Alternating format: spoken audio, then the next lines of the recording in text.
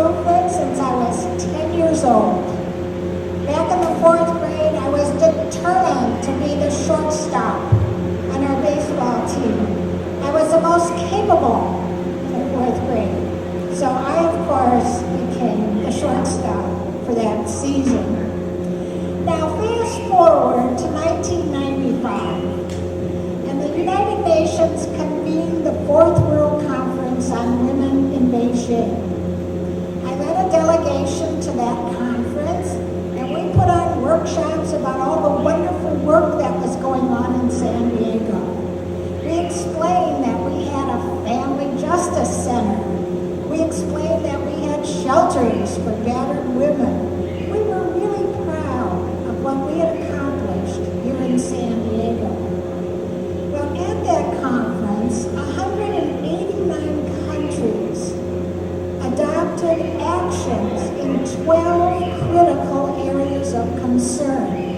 Areas such as women in poverty, women in health, women in the armed forces, women in human rights, and ending violence against women. When our delegation came back from Beijing, we were in the community talking about those 12 critical areas of concern and the actions that had to be implemented. And we talked a lot about getting more women elected to public office. That was one of those 12 critical areas of concern. And we talked about ending violence against women. Now, last spring at the United Nations, the Commission on the Status of Women, again, talked about the importance of ending and preventing violence against women. Ban Ki-moon, the Secretary General of the United Nations, reminded us. He said, remember back in 1995, the countries of the world promised women to end violence against women. A promise is a promise, he said, and we must end violence against women. Well, we came back from the United Nations and were we ever charged up. We were going to do something here in San Diego to end violence against women. And we started out by looking at human trafficking and human slavery. We did a series of programs on that throughout San Diego. And then, if you have noticed, we had a little turmoil down at City Hall. And the issue of sexual harassment surfaced. And it was decided, well, with this impetus, those of us who were charged up from being at the United Nations and what was going on in our community, it was time. It was time for us to really create a campaign. So that's what we're doing now. We're going to kick off this campaign tonight. Now, what is violence against women? Now, back in 1993, adopted a declaration on defining that, and all countries agreed to it. And let me just read what that is. It's any act of gender-based violence that results in or is likely to result in physical, sexual, or psychological harm or suffering to women, including threats of such acts, coercion, or arbitrary deprivations of liberty, whether occurring in public or in private lives. Now, violence against women and children is the most pervasive human rights violation on earth. It occurs everywhere. And we know that trillions of dollars are wasted every year on violence against women and children. And billions of lives are impacted because of violence against women. Well, when we look at, well, where does violence occur? Well, it occurs in the home, where examples would include spousal rape, battery, female genital mutilation, or incest. It occurs in our community, which would include sexual harassment, trafficking, stalking, and sex discrimination, and it occurs within countries. And we look at our military and the violence that comes out of our military. And we know that sexual assault in the military is another form of violence that we need to address. Well, tonight we're going to kick off this campaign, and we're going to ask all of you to join us in ending violence against women and girls. But before we start the campaign, I need to remind you that the restrooms are over there. I want you to turn off your cell phones. And the restaurant back there will be open, the kitchen. And if you want to purchase drinks, you can purchase drinks over there. So I welcome you all to the campaign. And now I'm going to ask the acapellas to come to the stage. The acapellas is made up of a group of Women Occupy San Diego, and they've been in existence since December 2011, and they've created their own parodies of familiar tunes. So would you please welcome the acapellas.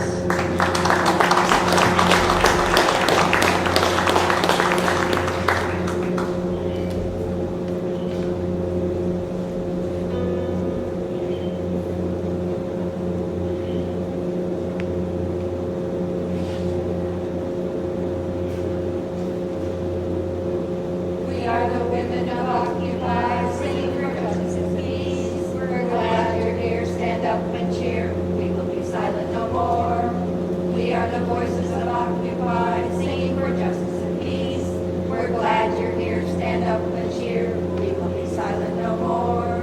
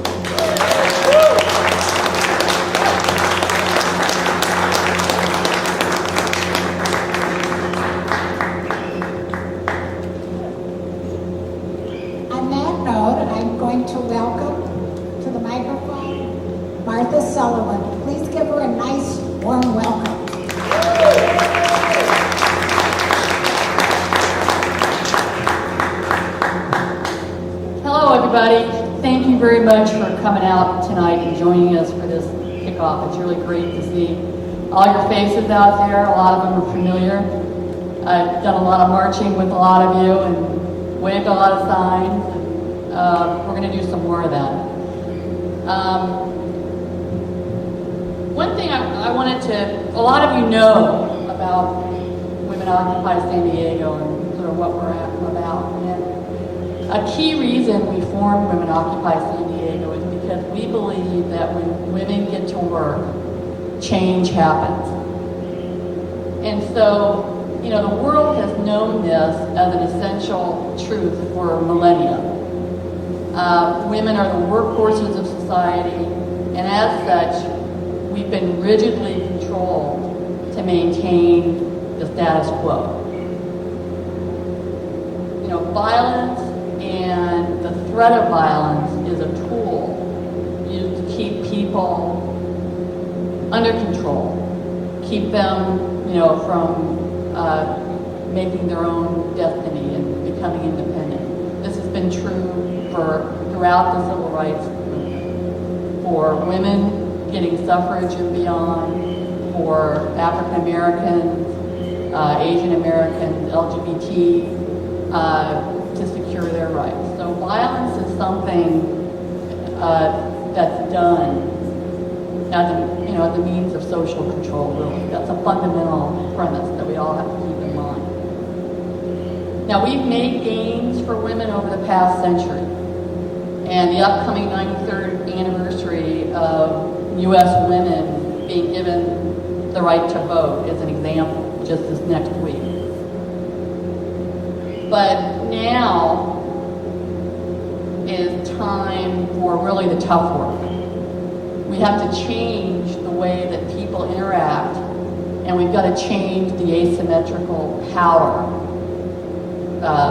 balance between people in relationships. And that's from personal relationships to work and business, to politics and government, and how it affects our health services, our education, you know, everything about our lives. I want to just give you some kind of basic information to set the tone for tonight. What we're really trying to do tonight is set a foundation with some speakers about some, you know, information that we've gathered that we'd like to share with people. And then what we really hope to accomplish at the end of tonight is we're going to be asking you guys, after the formal part of the program is over and the speakers are done, to share your ideas and suggestions for what this campaign should look like. What kind of information would be valuable to you or to women and others that you know? What kind of action do you think would be valuable? Because this really is a campaign. It's not a one-shot deal. It's something we want to do as an ongoing matter. We want to get, you know, your input on this, and we want it to be a collaborative campaign, not one that's imposed from the top down. That's one of those fundamental things that need to change in our relationships. So we're going to try to model that as much as we can. This past June, worldwide studies were published in Science magazine and the British medical journal, The Lancet, that physical and sexual violence is more common than most health risks that affect women most, such as breast cancer. These studies estimate that 35% of women worldwide have experienced physical or sexual violence by a partner or sexual violence by a stranger. The World Health Organization calls this a public health problem of epidemic proportions. Further, you know, the World Health Organization also found that as a woman, you're more likely to be murdered by your partner than by a stranger. 38% of the murders of women were committed by intimate partners versus only 6% of men. And something that really, on that note, really jumped out at me in preparing this overview to kind of set the stage for tonight and for the campaign. This was from an essay by Soraya Chomali that was published in Salon.com. and I'm just going to read it because it really says it very well. Some women are indeed assaulted by a stranger, but almost 75% of rapists are known to their victims. The habits we teach girls for avoiding rape reinforce misleading and ultimately dangerous ideas about strangers and alleys. If Don't Get Raped lessons were genuinely meant to help people assess risk and avoid assault, we teach girls and boys. Because yes, boys and men can be victims of sexual violence too. Instead, these rules reinforce a gender hierarchy dependent on girls being vulnerable and boys being invincible. Teaching girls to constantly modify their behavior in order to avoid stranger rape is a form of social control. And telling girls and women it's their responsibility to avoid rape doesn't stop rape, it just perpetuates rape culture. That's another really fundamental thing about that balance of power in relationships that we believe we really have to focus on and work on to try to make more equal.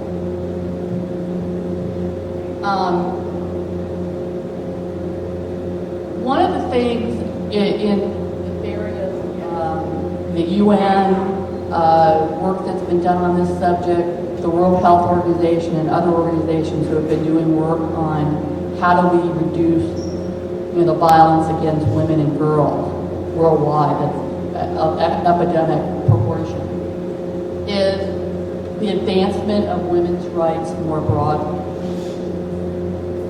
We need to challenge social norms that discriminate against women. We need to strengthen women's economic rights. We need to end discrimination in the workplace and education.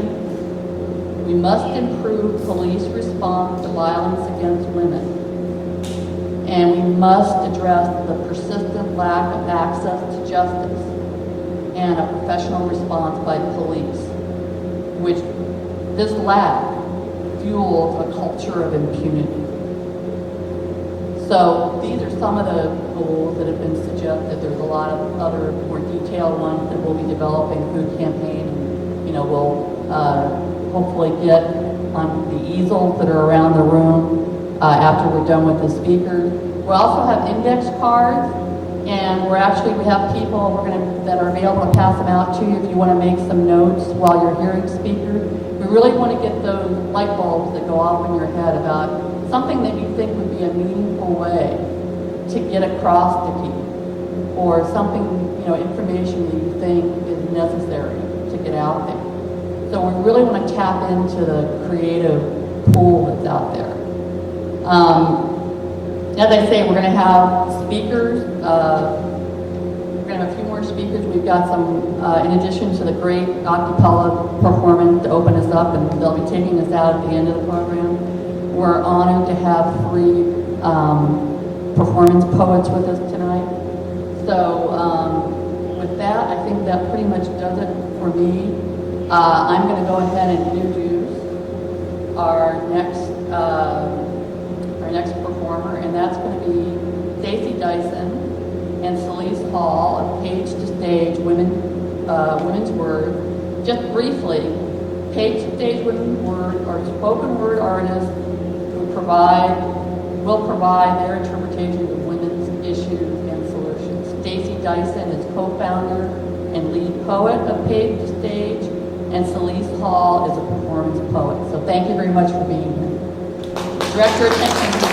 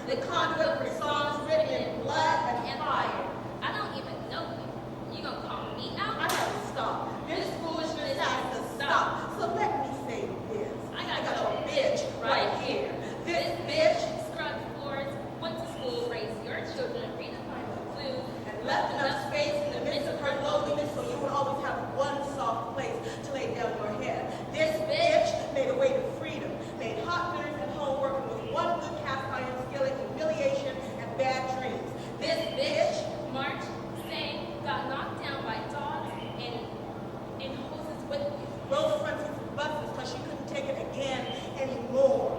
Rode the stools at lunch counters with you so she could watch 4 of her babies get blown up in Sunday school and live to tell without surrender. This bitch Teaches English, physics, art, geometry, works twice as for hard, half as much, is Asian, or or Anglo, Hispanic, or black like me, and she got plenty of tears. but nothing but time. I got your bitch right here. She lays on your heart and mind and thighs so tough that 90% of all songs ever written are are about her. 90% of the music ever played is about her. 90% of all art ever created And wars fought in this world are in her name. 100% of the ignorance and frustrations that make you use that word are because she is so beautiful, intelligent, talented, clever, hardworking, full, innovative, tender, creative, honest, intense, bright, tough, conscious, honorable, which means your grandma was one, your mother is one, and your daughter will be one too. and if I am evil sometimes, it's only because my wounds have a name to them. If I seem haughty, uncaring, unattainable sometimes, It's only because my pain and fear travel boldly towards healing life, and if I am too tired for you, or love, or or the that day, day. or the many interminable demands made on my psyche, my person, my state of being, just back up. Because even God had to catch some slack on the 7th day. So yeah, go ahead and holler, because I'm brave, breathtaking illumination, candid, caretaking, tantalizing, hot, and healthy. I'll take the compliment in just steps. Because I got your bitch right here. I got your bitch right here. I got your bitch right here. I got your bitch right here.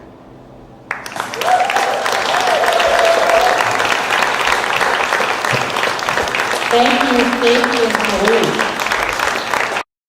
I want to point out to everybody, they've got a table over there along with our partner organization.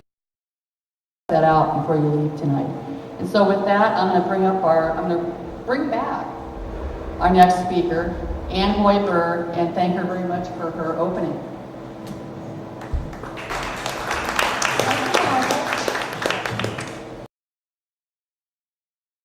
Center on sexual harassment and violence against women and girls in public spaces. Are all of you familiar with the definition of sexual harassment? Have you heard enough about it? Well, during the past 6 weeks, San Diego has been really educated on what is sexual harassment. Many of my friends have all Googled sexual harassment to really debate with me what the definition is. Now, sexual harassment is actually a form of sex discrimination that violates Title VII of the Civil Rights Act of 1964. Now, back in 1964, it was obvious that we were going to have a Civil Rights Act enacted in our country. And Senator Howard Smith, a segregationist from Virginia, said, the best way to make sure that the Civil Rights Act is not passed is to add sex to it, to add gender, even though gender wasn't used in '64. He knew that if he added women to Title VII, it would go down. Nobody wanted women to have civil rights. Anyway, a wonderful senator from Michigan, Martha Griffith, said, wait just a minute. We're going to include women, and it will be passed. And so it came to pass that sex was added to Title VII of the Civil Rights Act of 1964. Eat your heart out, Senator Howard Smith. Well, the Equal Employment Opportunity Commission was created to make sure that we all paid attention attention to those civil rights, especially those listed in Title VII. And that's where sex harassment comes in. Now, some people say sexual harassment, some say sexual harassment. You're on your own, whatever you prefer. So let me just go with a definition as laid out by the Equal Employment Opportunity Commission.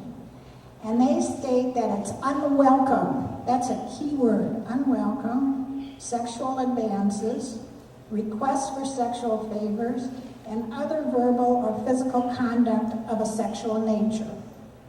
Now, this conduct explicitly or implicitly affects an individual's employment.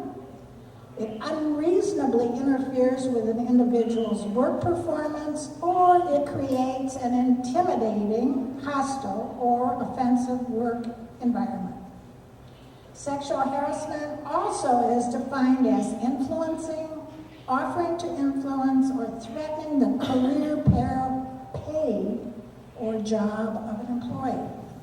Now, the most obvious forms of sexually harassing behavior include grabbing, touching, patting, bumping, stroking, cornering, and I love this one, mauling in the workplace, kissing, hugging, or leering, or any behavior with sexual overtones that is intimidating, unwelcome, as I said, or offensive to the recipient or observers of the behavior. Verbal harassment may include jokes, dirty jokes, comments on appearance, body, or dress, sexual remarks from subtle hints to more direct propositions, invitations to lunch, cocktails, or dinner leading to wink wink, or threats that range from hints to the more blatant. Other examples of sexual harassment may include leaving notes, cartoons, email messages, or displaying sexist pictures or magazines in the workplace. Now, when I was conducting training sessions on prevention of sexual harassment for the U.S. Navy, I remember walking into the scientist's office, and his whole office was plastered with Playboy centerfolds. And I said, "I'm sorry, doctor, but those must come down. This is a professional environment, and this type of pictures are just inappropriate." He just couldn't understand it. He really didn't get it. Okay, to summarize, sexual harassment refers to inappropriate and unacceptable behavior in the workplace or work-related environment. Such behavior is observable, explicitly sexual, or contains sexual overtones. It's frequently deliberate or it's repeated. So, what do we do if a person is harassed in the workplace? And I've laid out on the back side of your program the actual steps that people should take if they are harassed in the workplace. Now, the first step is that the person should say, "Stop it. Stop it now." Now, of course, many people are terrified of that in confronting a harasser. So the next step would be to go to his or her supervisor or the employer. Now, it is up to the employer to ensure that everybody has a harassment-free environment. So that is the responsibility of the employer. Now, many organizations have a human resource person, and that person can help the person who is the victim. Now, other persons also might have observed this behavior, and that also creates an unpleasant environment for the observer. So again, it is the responsibility of the employer to clean up the workplace.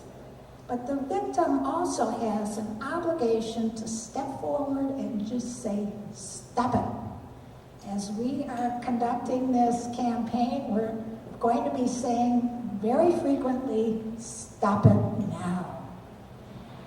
Now, the EEOC does investigate claims, and we have an office here in San Diego. I've listed the phone number on the back side of the program. We also here in California have a Fair Practices Protection Agency too, and that phone number is also listed on the back.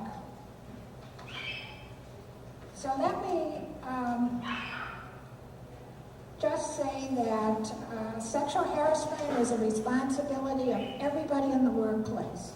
As we all know, it's incredibly costly if settlements have to be reached. Even in the past 6 months, the EEOC has accepted 11,364 cases of sexual harassment. What is going on in the workplace? Even in Congress, 23 individuals working in the House of Representatives have filed a suit pertaining to sexual harassment. 2 individuals in our U.S. Senate. Now, some of these have been settled, and they've been settled at almost $500,000 so far. What is going on? We need to be aware of this, and we need to stop it. Stop it now. Okay, the second part of my presentation centers on violence against women and girls in public spaces. Well, what does that mean? Well, when we recall that a philosophy student in India who was on a public bus, she was gang raped, she was thrown off the bus, subsequently airlifted to Singapore where she died. And then there was another case, Malala, who was shot in the head while she was on a bus coming home from school. Well, we all related to that, and we thought, well, things like that certainly don't go on in our finest city here. But let me just share with you some of the incidents that go on in public places here in San Diego. Now, I compile from our newspaper reports on what's going on. You know, a man kills his wife, a girl is accosted on a church ground, etc. So for 2 months, I compiled these incidents reported in the UT. And there were actually 20 cases. So let's just see what was reported. Now, in those 20 cases, 20 women were reported as having been chased, groped, punched, kissed, sexually assaulted, exposed to, fondled, or grabbed. Those are all words from the UT. So let's look at the specific cases. One woman was filling up her car with gas, and some guy was being a little bit obnoxious, and he wanted her to leave with him. And she said no, so he jumped in her car and grabbed her and kissed her. He finally got out of the car, and she pulled over. She was really upset. And the guy came back and rammed her car so that she couldn't even get out of her car. Well, finally, police came and arrested the guy. This is here in San Diego. At San Diego State University, 3 women fought off their attackers. 3 different women coming and going. At UCSD, separate incidents of groping were reported by 2 women. In downtown San Diego, a man was arrested for groping 3 different women. A woman was punched and robbed of her cell phone outside a convenience store. 2 other women screamed and scared off their attackers, one on a footbridge and the other on church grounds. A father saved his 13-year-old daughter from being pulled into a car. A 16-year-old girl on her way to school was subjected to a man exposing himself in his automobile. She telephoned 911 immediately, and the police arrested that creepy guy. Another teenager repelled a man who tried to pull her into nearby bushes. A telephone call to deputies resulted in his apprehension. At a county library in Escondido, a mother and her 2 children were subjected to a lewd act by a registered sex offender. A woman waiting for a bus to take her to work at 4:30 in the morning was kidnapped and sexually assaulted. Another woman was coerced by a stranger into taking a cross-country trip with him on a bus. Now, 3 of these women, 3 of the 20, suffered injuries from their encounters. The other women and girls were able to fight off their attackers or to contact law enforcement. No doubt these women and girls have either received some form of training from their parents or from their school teachers or from law enforcement.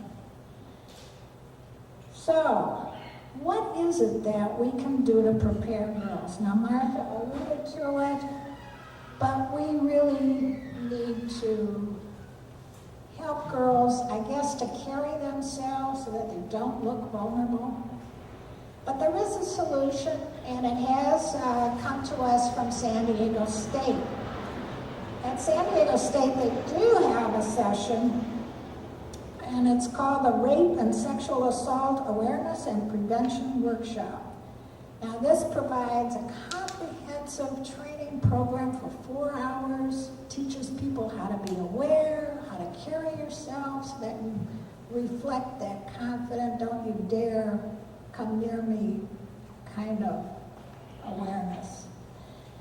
So we're all invited to participate in this workshop. The next one will be September 7th, and the information is on the back side of your program if you're interested in taking the class.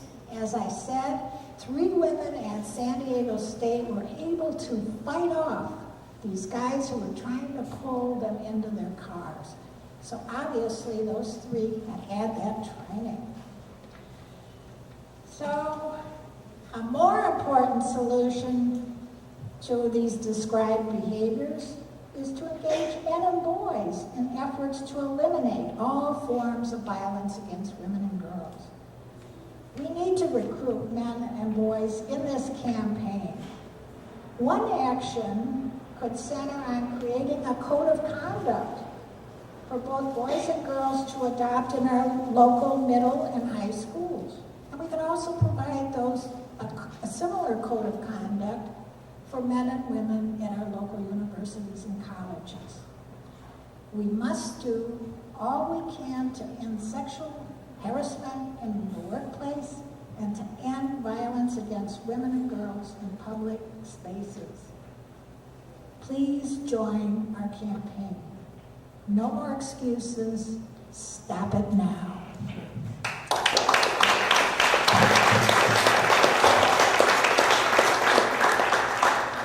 We will now hear from Jimmy. Jimmy.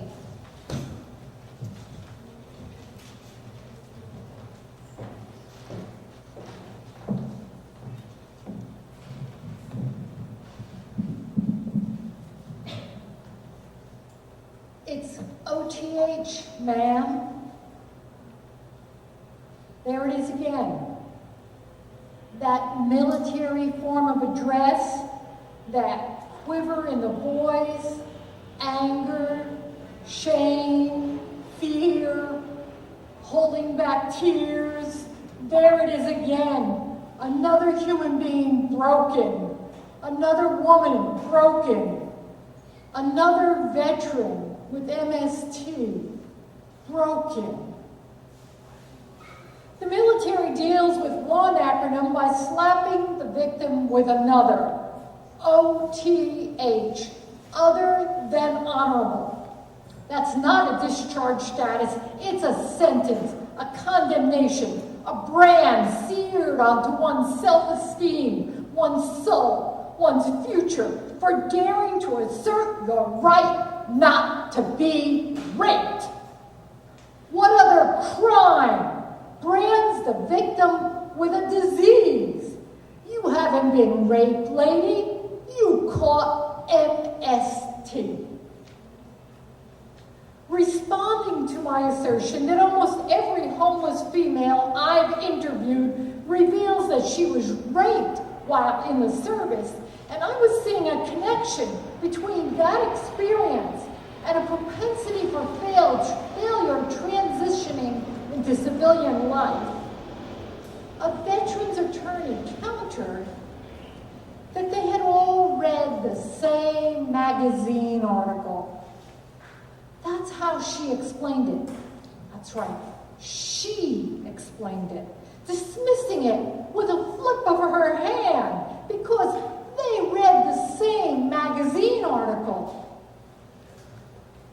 OTH isn't just a certificate you'll never hang with pride on your wall. It's a wall that won't get you certified for an education under the GI Bill, or a housing voucher, or help from the VA. It's a stigma that denies you preferential treatment as a veteran when applying for employment in a highly competitive job market where you're starting late because while you were serving our country, your peers were advancing their careers. OTH is a wound to your self-esteem that never heals. Oh no, that look of distrust, frustration, and despair didn't come from reading a magazine article. That look says the last time I trusted someone, he was telling me how I could better myself by serving my country. But my first tour of duty was to service my unit as a downrange wife. And when you can't go over your commanding officer, and he and his buddies are the ones assaulting you, then even when they're through with you, you continue to get screwed. Did that magazine article reveal that nobody cares if the only way to make the nightmare stop is to get yourself booted out of what you had hoped would be a career? Did they write that the only way to save your sanity was to agree to be branded with a personality disorder? Because the military thinks it's a mental malfunction when you can't distinguish between your battle buddies and the enemy. Mothers, don't let your daughters grow up to be soldiers, where women are instructed in rape prevention like it was a disease. We're not taking the proper precautions will get you infected with MST and an OTH decree.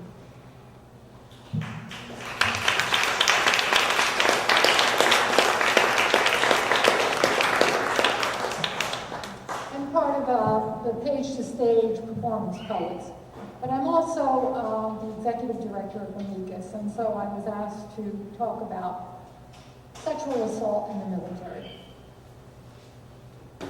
Our military is the epitome of a cultural attitude that sees a man with an erection as justified in doing whatever he wants to alleviate it. If a woman has allowed herself to be in a situation where she can be used to service his needs, it's her own fault. That's pretty harsh, but the more that I hear from women who have been in the service, the more I am convinced that that is the culture that we are sending our daughters into when they join the military. The military doesn't call it rape when a man assaults a human being to get off. They say that the service member has experienced MST, military sexual trauma. They don't refer to the victim as a victim. They are an MST survivor. MST is a term used by the Department of Veterans Affairs to refer to experiences of sexual assault or repeated threatening acts of sexual harassment. This is directly from the VA.gov website. MST is an experience. It is not a diagnostic or a mental health condition in and of itself. It's an experience.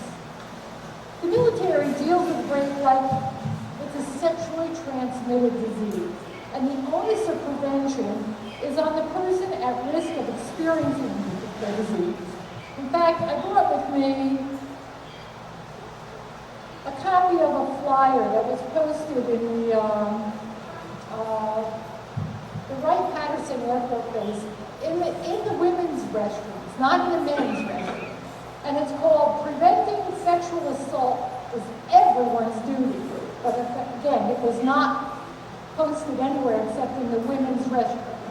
And so it says, avoid becoming a victim. Trust your gut feelings, pay attention to your surroundings, try to avoid areas that are secluded, be prepared to get yourself home, don't leave a group situation with someone you don't know, don't accept drinks from anyone you don't know, don't leave your drink unattended, and socialize with people who share your values. So what happens when a woman is raped? She starts to think to herself, maybe I didn't follow these precautions. I better not tell anybody about this because it's my fault. There's nobody saying to the man, don't rape. Period. Don't rape. Don't assault women. They're saying, protect yourself. Just like the piece that Anne was saying about how we have to protect women from, learning how to be assertive and have an attitude of don't touch me. What happened to the fact that it's wrong to rape women? I'm not a veteran. I've never been in the military, and I've never been raped. So what gives me the authority to stand here and talk to you about this? Well, 3 years ago, I founded a nonprofit called Amicus, and it was founded to work with homeless women, particularly women with children who are appallingly increasing in numbers on our sidewalks right here in San Diego. In the process, I learned that the fastest growing population of homelessness, not only here in San Diego, but on a national basis, is women veterans. And after learning more about the conditions behind this increase, Amicus decided to focus our attention particularly on women veterans.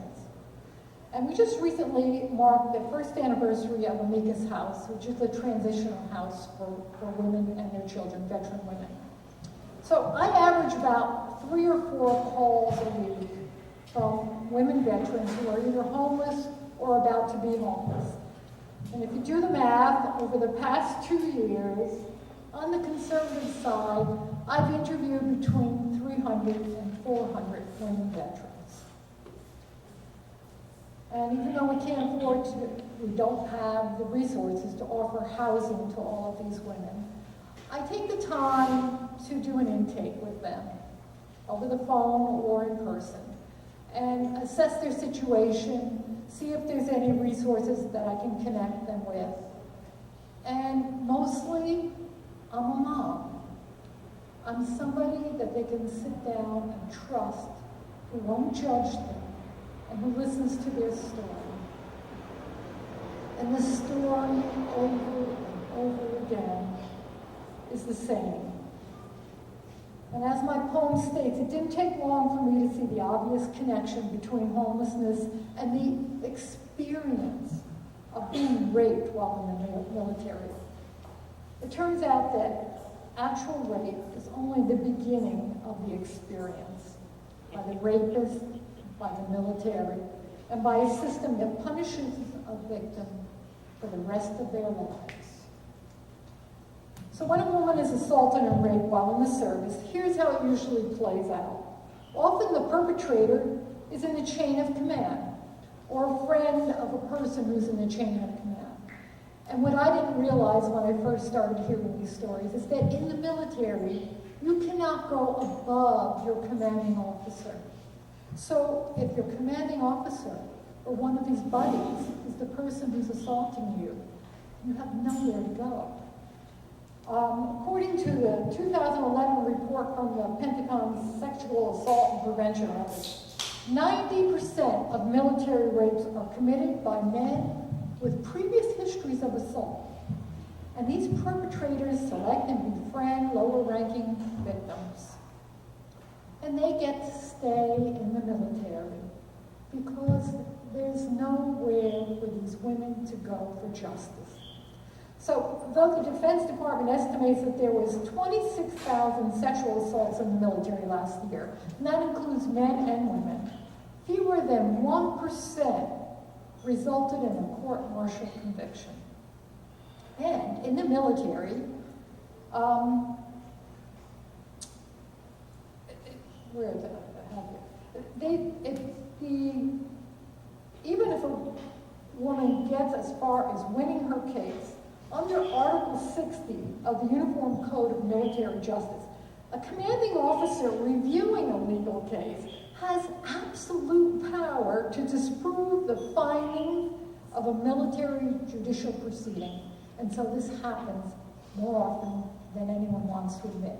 That even after a woman has put herself out there and been subjected to all of these things that I'm going to tell you about that happens when they report rape, even though she goes as far as going through a trial and the man is convicted, his commanding officer can decide that he's okay, he's a good guy, we're going to forgive him. And that's the end of it. So most often women see what happens when someone reports a rape, and they just don't. And in either case, they're going to experience symptoms of PTS, post-traumatic stress. And I don't say post-traumatic stress disorder, which is the term the military uses, because it's not a disorder to be traumatized by this. The symptoms of post-traumatic stress are feeling emotionally flat, you have trouble falling asleep, you have trouble with attention, concentration and memory, staying focused, you turn to alcohol and drugs, you have a feeling always of being on edge, jumpy all the time, not feeling safe, not being able to trust anyone, feeling alone or not connected, and trouble with employers and authority figures, and physical problems. So you can imagine with those symptoms what happens to your military career. Most often, you're booted out.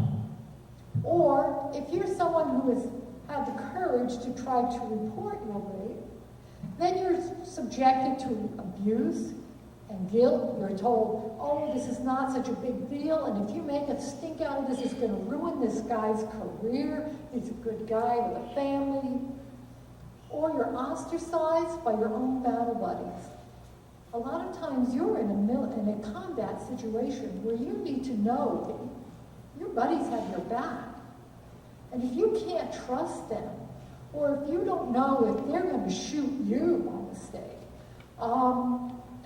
this creates all kinds of emotional trauma.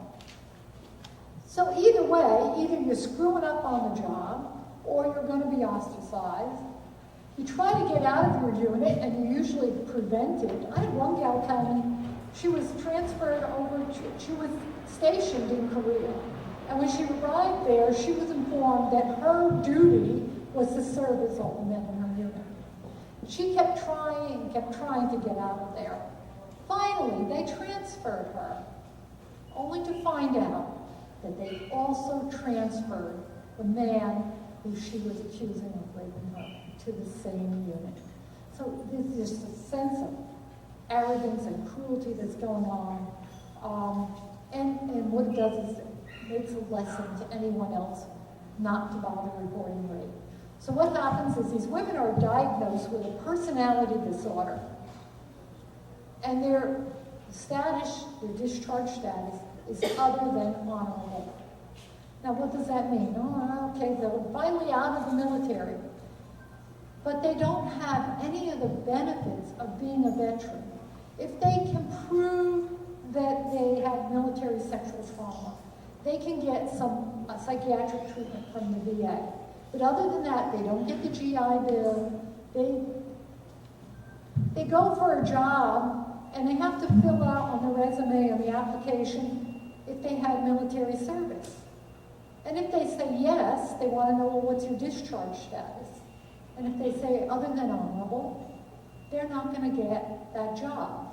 If they leave off completely that they were in the military, and then the prospective employer does a background check, which they easily do these days, and they find out that you were in the military, you're not going to get the job. So you're coming back into civilian life, you're trying to get your life back together again, and you can't get employed. What happens if the rape results in pregnancy? Well, a woman serving in the armed forces today cannot get an abortion unless her life is at risk or she's been raped. But you have to prove that you've been raped, which is extremely difficult to do, especially within a few months. So without a stamp of rape approval from the higher up, service women have to venture off base or fly all the way back to the United States, use their own money. And most of these women who are affected are enlisted women who are making about $18,000 a year. So they end up with a child and losing their job.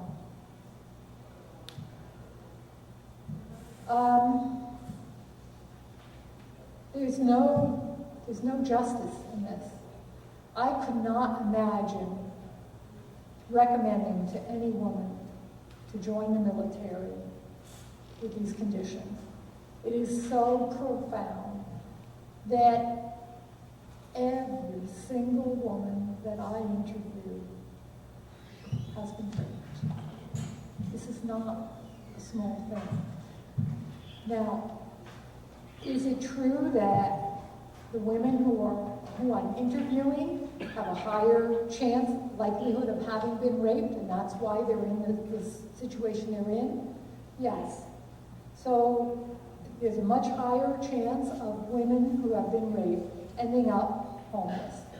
But it's also true that the numbers of women who are in the military, who are being raped, is extremely high because there's no deterrent.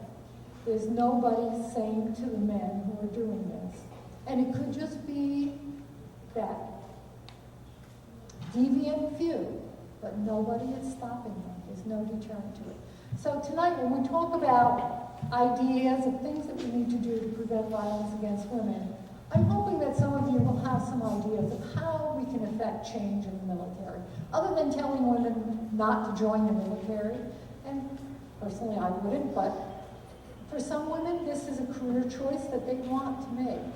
And how do we protect them? And how do we end this cycle of violence? Thank you.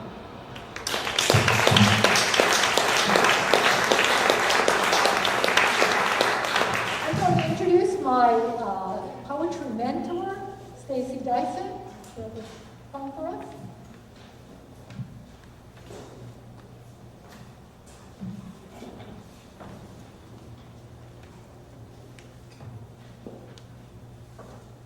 Ladies and gentlemen, I'm Stacy Dyson. I run Page Stage Women's Words. My other co-founder, by the way, is in the house over there in the corner, Tanya.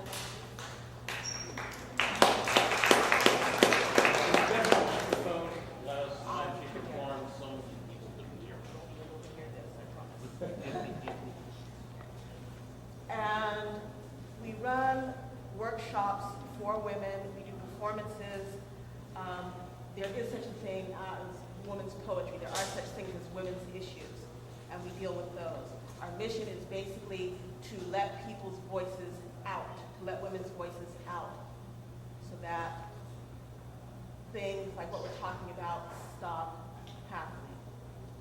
We have more information on the table over there.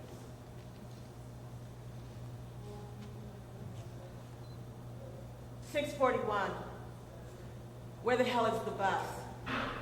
Some wit has scribbled in black magic marker across the bench. I don't know this route.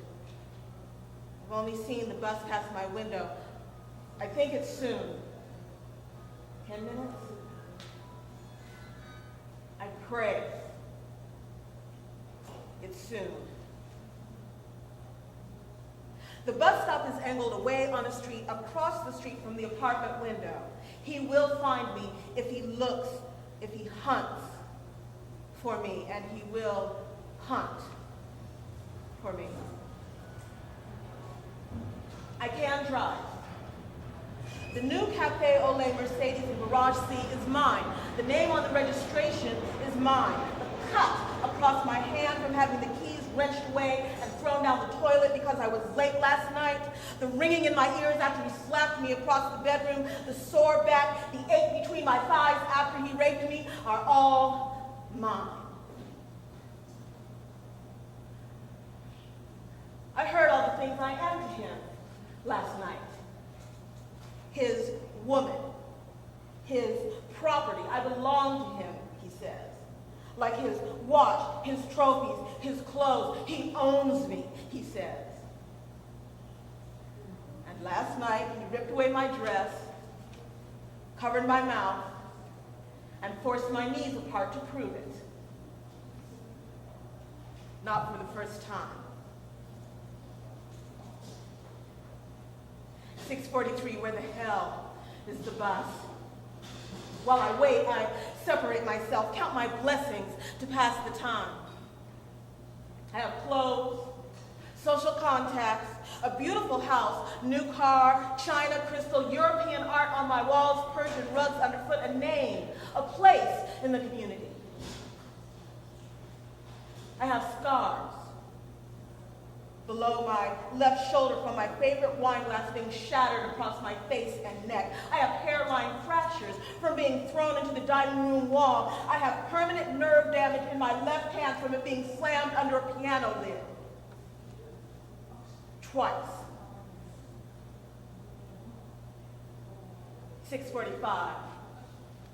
I count the myths like a rosary. The myth. Uneducated women from lower socioeconomic strata are abused. The myth. Women stay because they have a psychological need to be abused. The myth. It doesn't mean he doesn't love you. Sometimes men just get that way. The truth is that my second doctorate was granted 3 weeks ago. I am schooled in 2 languages, proficient in 2 others. The truth is that our combined income is 2/3 over the national average. The truth is that there is no background of violence in my home or family or earlier relationships. The truth is that this man who will wait and hunt for me is not just this way sometimes. These are learned, perpetuated, excused behaviors.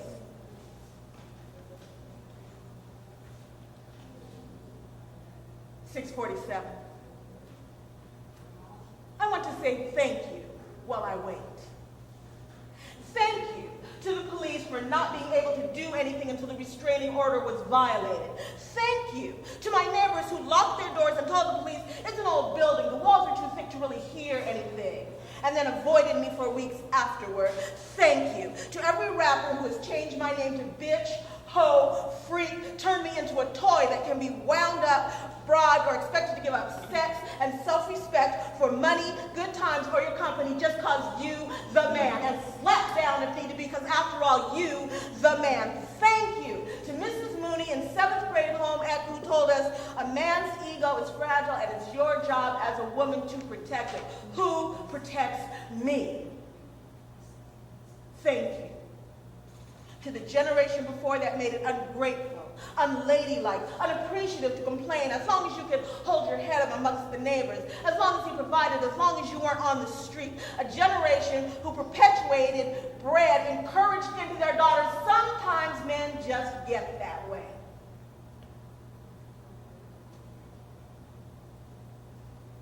6:49. It should be soon. It will be soon. The bus will be here, and I will go to his sister and to the bank account he knows nothing of, and to the airport, where I will fly to where I cannot be hunted ever again, to where I can answer why I stayed without fear of the pain that begged me to leave. I am an intelligent, educated woman. Why did I stay?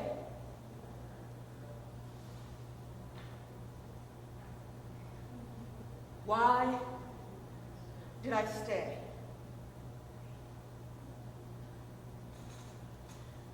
Because as women, we are taught to hold home together. We are taught to know we can fix it. We are taught, we are schooled, we are expected to be loyal to the idea of love, to accept, to believe, to forgive possession as part of that love. 6:49, I stand here cold and trembling, hurt because of love, scared because of love, in fear of being chased like some wounded animal that only needs one more bullet to be a trophy, because of love.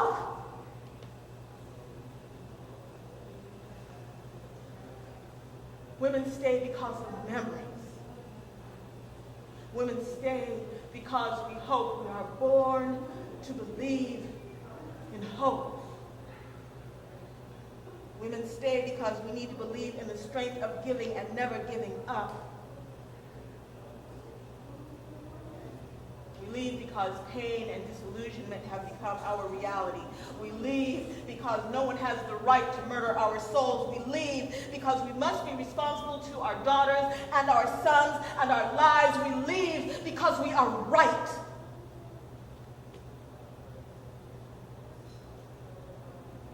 $6.50 and I am leaving. $6.50 and I am leaving. $6.50 and the bus door opens and I am clattering coins down the meter, taking a seat, taking my life. $6.50 and I am leaving. Him.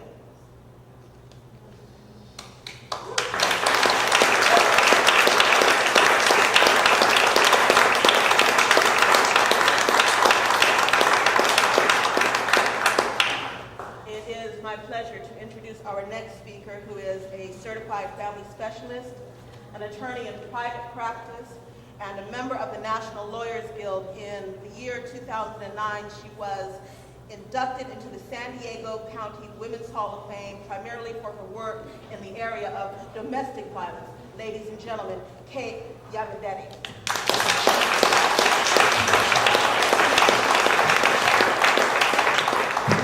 I don't really know that I have anything more to say after what Stacy just told you. I am totally overwhelmed. She has told you what you need to know about domestic violence and how it affects people. So I'm just going to take a couple breaths, and maybe everybody else will take a couple breaths after that incredible performance, and tell you a couple of things that I had planned to say.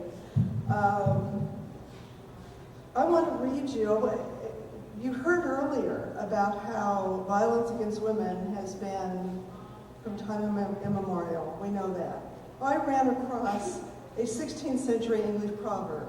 So how long ago was that? 16th century. A woman, a dog, and a hickory tree, the more you beat them, the better they be. This is from England. What else came over from England? The rule of thumb. Have people heard about the rule of thumb? There's a law, the rule of thumb. It's okay to beat your wife as long as the stick isn't any bigger than your thumb. That came over to the United States. That was law in the United States for a period of time. There've been, domestic violence has been with us forever, and it continues to be with us. You have on your information sheet, you have a lot of statistics. I'm not going to go into statistics. Dan already told you some statistics about how 1 of every 3 women nationally and internationally has been a victim of violence. Some of the statistics say 1 out of 4 are victims of domestic violence. And what does that mean? Just look at how many people are here. I'm just looking around. 1 out of 4 of us have been or will be a victim of domestic violence in our lifetime. 1 out of 4 of us, women. There are a lot of men here too. 1 of 3 of us will be a victim of some sort of sexual assault, whether it's domestic violence, sexual assault, rape by a stranger, or something like that. That's absolutely incredible. And we're talking about 2013. Why are we still saying those kinds of things? I was going to talk a little bit about why we don't know about how many people we know have been victims of domestic violence, but I think Stacey's told you that. There's a lot of reasons why we're afraid. I know, because I'm a family law attorney and I hear these stories every day. I know how common it is. I'm in court and I hear these stories every day. And I also know how they're treated in court. But my hunch is that a lot of people who don't do the kind of work that I do really don't know. Or have the same kind of questions that Stacy was telling you about. Oh, well, she must like it, that's why she stays. Or it can't really be all that bad. And why, and the question is, why is it our fault? Why is it her fault for staying? Why is she the one who has to leave? Why do I have to find housing? Why do I have to go to a shelter? Why do I have to do that? Why doesn't it stop? The other thing that you also heard earlier that I wanted to be sure to mention is that we're not just talking about male and female violence. We find that the statistics in same-sex relationships are basically the same. There are some differences. You can read about what those differences are. There are some things that are used in same-sex relationships that don't tend to apply in heterosexual relationships, especially the fear of outing, which used to be a big problem, especially with when one of the people was in the military. But the other thing that is interesting in same-sex relationships is that you tend to have, well, let me back up. In heterosexual relationships, there's a lot more serious injury to women in domestic violence. You hear about, oh, well, she hit me too, but when you look at the difference in size and the ability to injure, the amount of injury that comes out of domestic violence relationship is much higher than in a same-sex relationship, because you tend to get, sometimes people are not that different in size. Anne gave me an interesting statistic that I wanted to tell people about. That the war on terror from September 11, 2011 to June 6, 2012, 3,073 men and women were killed in September 11.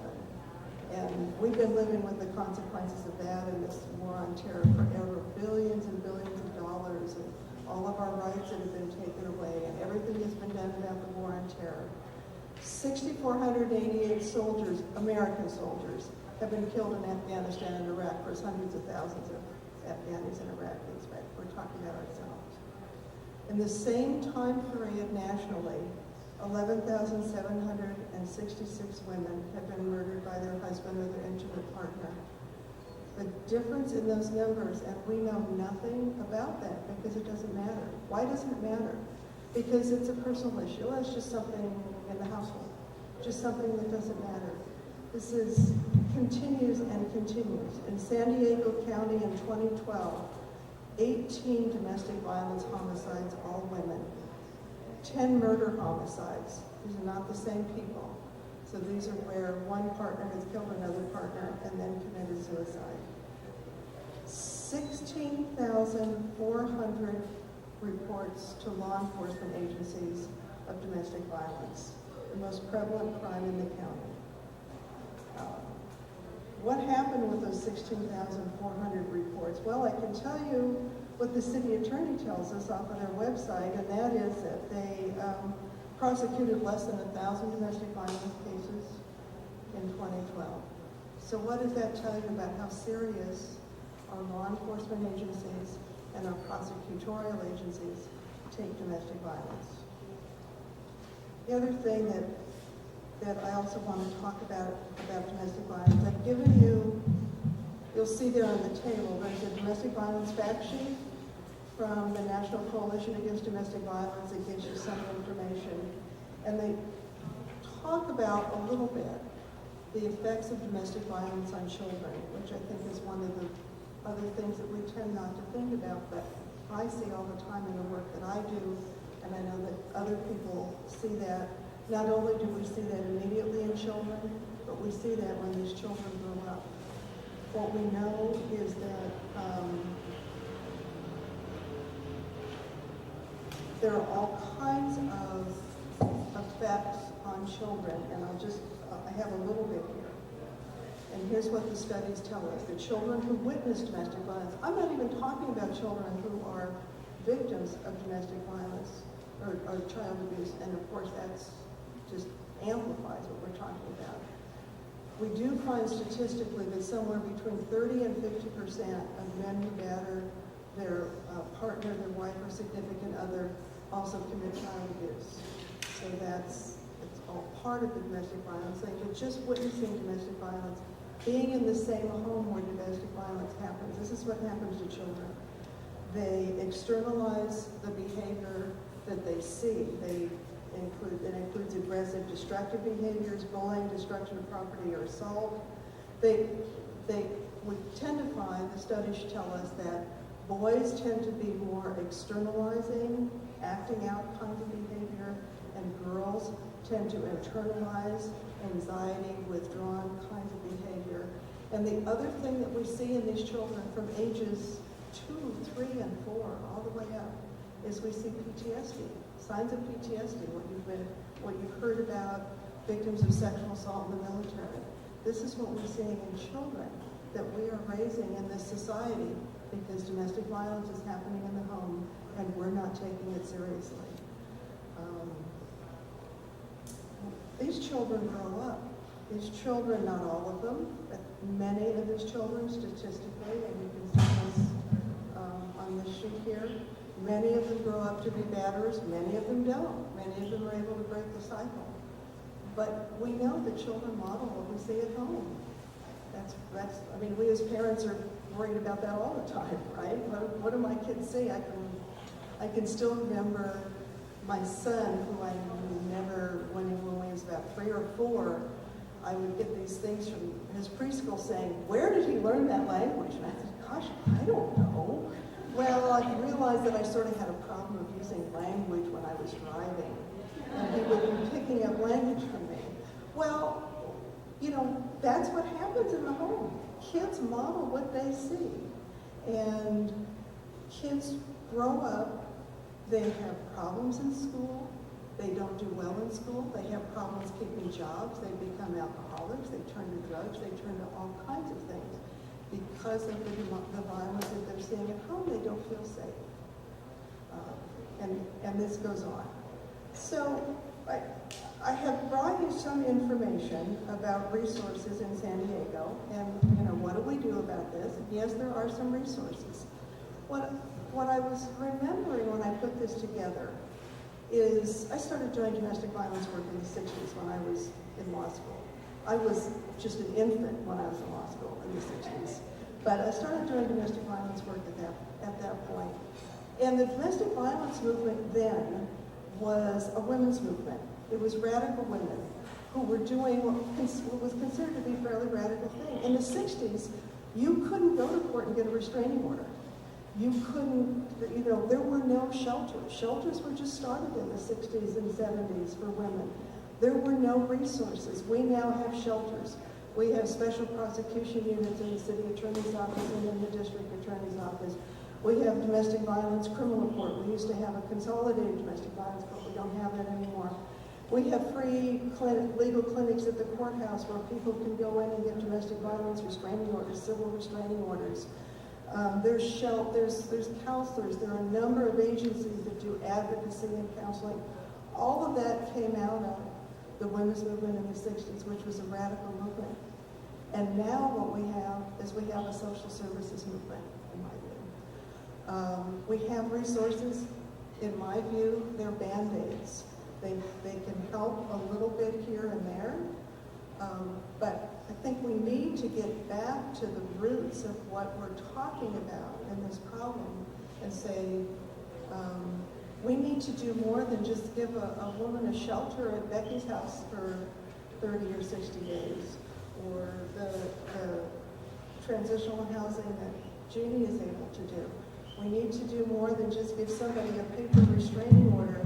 70% of domestic violence homicides are committed after separation. What did that restraining order do? It didn't stop a bullet or a knife. So we need to do something more.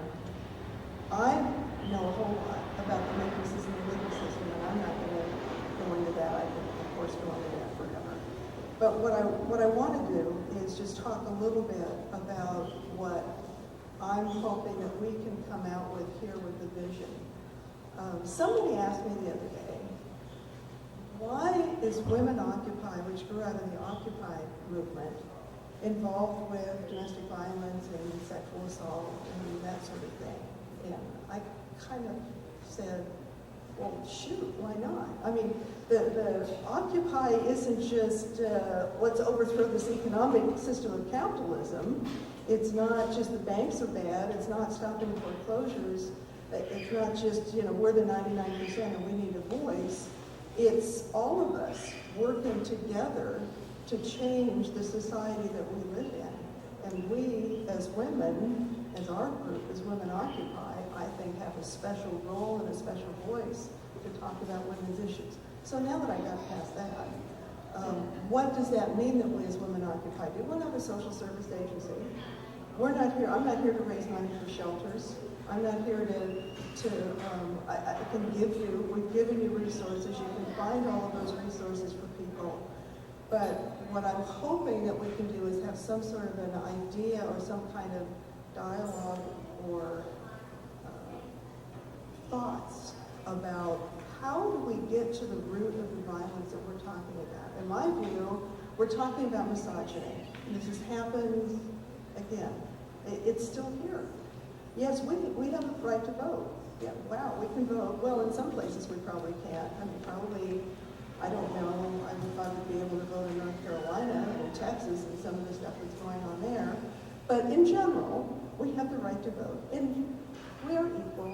There are laws against sexual harassment. There are laws against beating up people, whether it's your wife or partner or child or whatever. There's a lot of laws in place. There's a lot of law enforcement.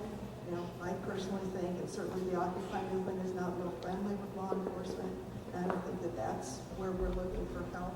I think we have to look to ourselves and think about what we can do about this. And I sort of came up with 3 words that I guess I kind of want to end with and hope that people can think about what we can do. And that is educate, empower, and force accountability. And I think clearly there's a lot of education that's been done with the issue of domestic violence and other issues. There's all kinds of people out there that make a lot of money doing education and workshops around domestic violence. I know I was in that field for 20 years. I know about all of that. There are 52-week batterers programs. There are some very good people who run those programs.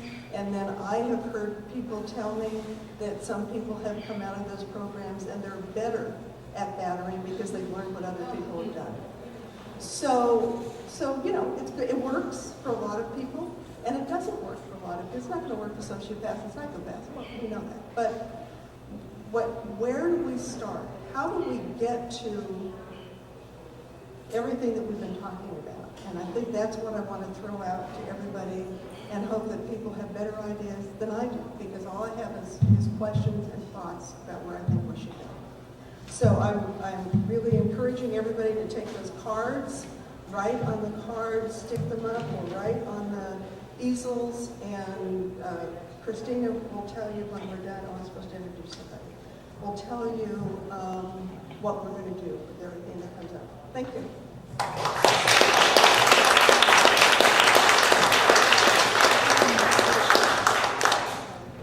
Thank you, Kate. I'm Christina.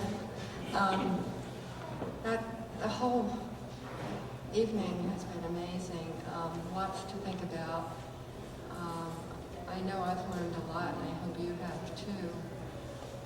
The formal part of the meeting is now over, except for the acapellas. You're going to get 2 more songs from us. And we'd like, as everybody has said, we need your input. We want to build this campaign around issues that we have all identified together as a community.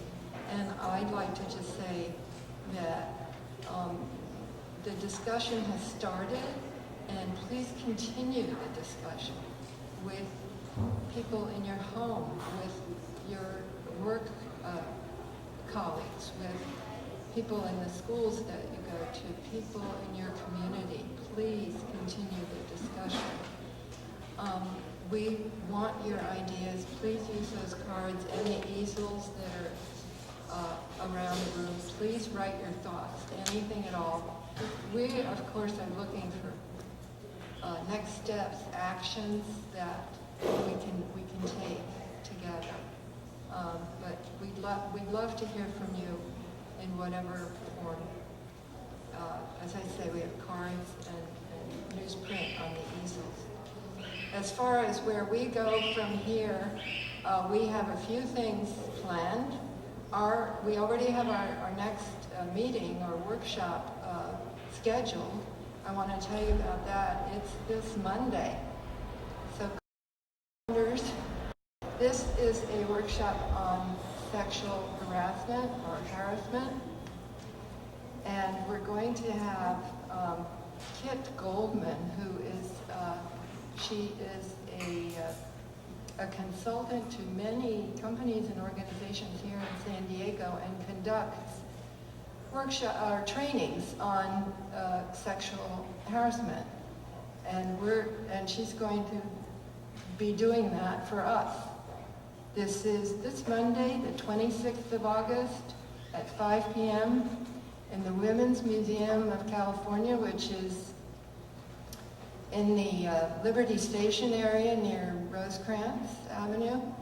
The exact address is 2730 Historic Decatur Road, Barracks 16, 92106, San Diego. So we're very excited about having Ms. Goldman come and speak to us about sexual harassment and train us a little bit about how to deal with it. We hope you can join us for that. We also have scheduled another session for September 21. Do we have an actual topic for that? Not yet, but look for the announcements. If you're interested in more information, please make sure we have your name and email and telephone number and address. Right now, we're going to share informally and discuss what we've just heard. Any ideas you have, anything that comes out of these speeches, discussions, please put them down and leave them for us in the baskets that are somewhere. You can put your cards when you're finished writing. We're going to continue the conversation right now. Please turn to your neighbors, think about what you've heard, talk with each other about how this impacts you and what this means for you in your life. And what ideas can come out of this? What actions can we take? Anything at all, please let us know. Now, before you start writing, the acapellas will sing for you one last time.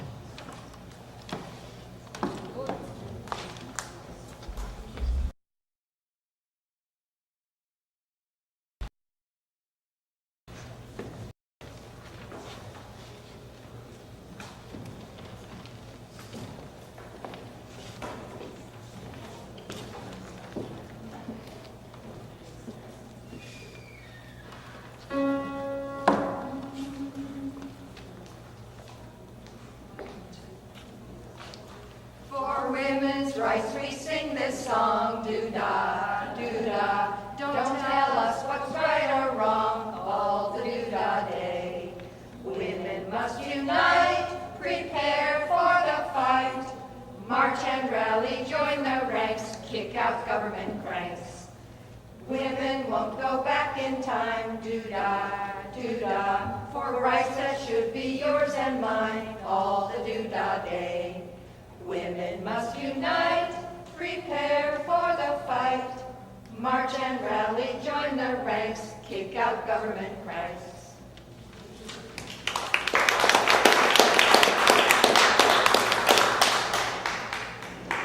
This next song is kind of different for us for this occasion. So. It's going to include all of you eventually. Join us as you can. I am one voice, and I am singing. I am not alone. We We are two voices and we are singing. We are not alone. We are three voices and we are singing. We are not alone. We are four voices and we are singing. We are not alone. We are five voices and we are singing. We are not alone. We are many voices and we are singing. We are not alone. We are many voices and we are singing. We are not alone. Thank you.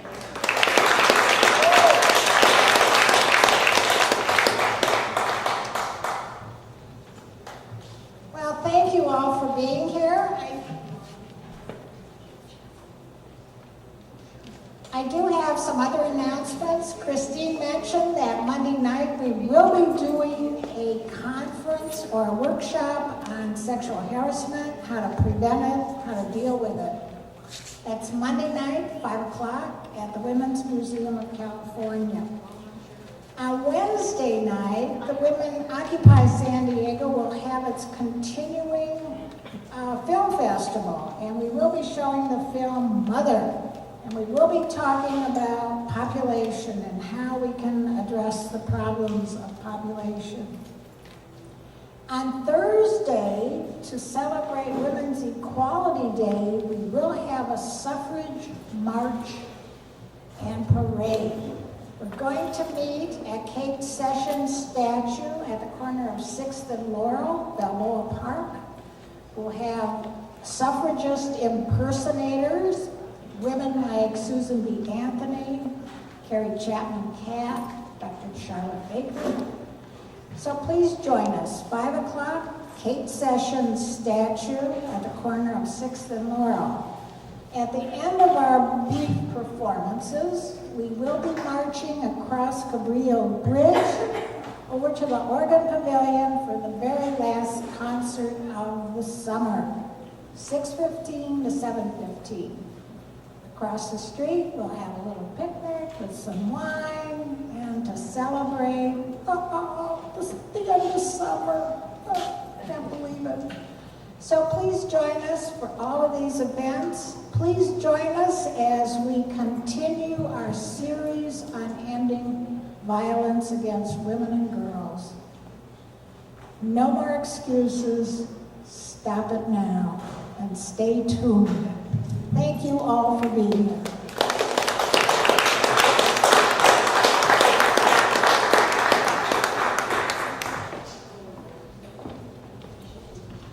I just also want to thank the World Beat Center for providing this wonderful venue.